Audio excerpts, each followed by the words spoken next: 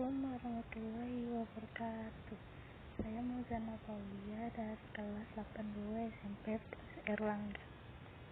Penguatan ekonomi maritim dan agrikultur di Indonesia.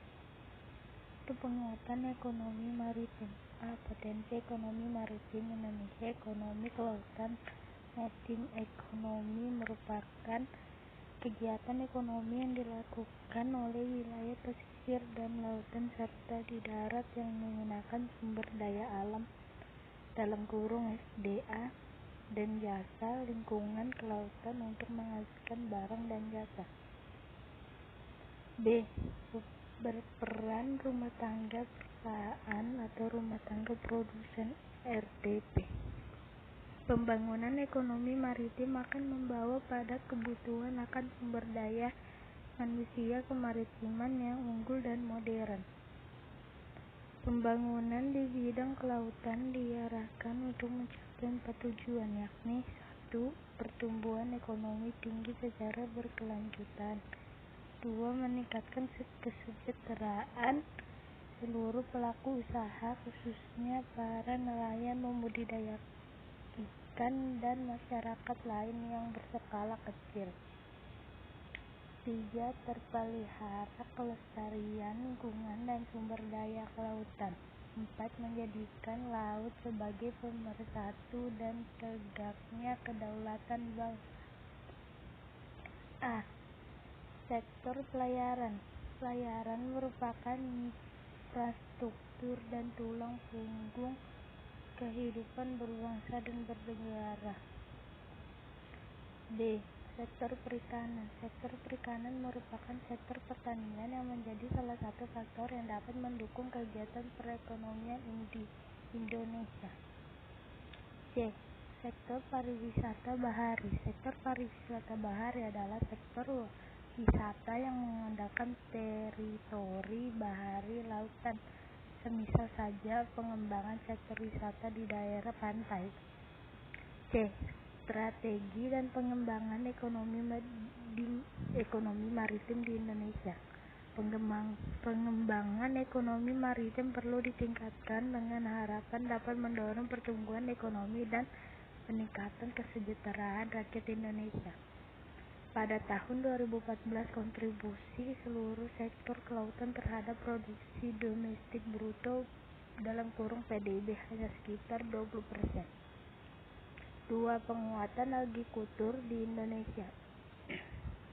Ekonomi agrikultur merupakan upaya meningkatkan perekonomian dengan membudayakan sektor pertanian. Agrikultur merupakan kegiatan pemanfaatan sumber daya hayati yang dilakukan manusia untuk menghasilkan bahan pangan, bahan bakar industri, sumber energi, atau untuk mengelola hidupnya.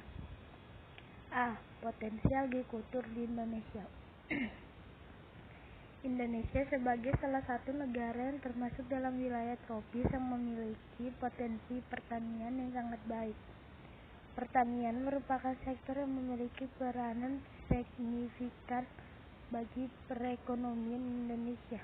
Sektor pertanian menyerap 35,9% dan total angkatan kerja di Indonesia dan menyumbang 14,7% bagi pendapatan nasional (BPS 2012). B. Peran agrikultur di Indonesia.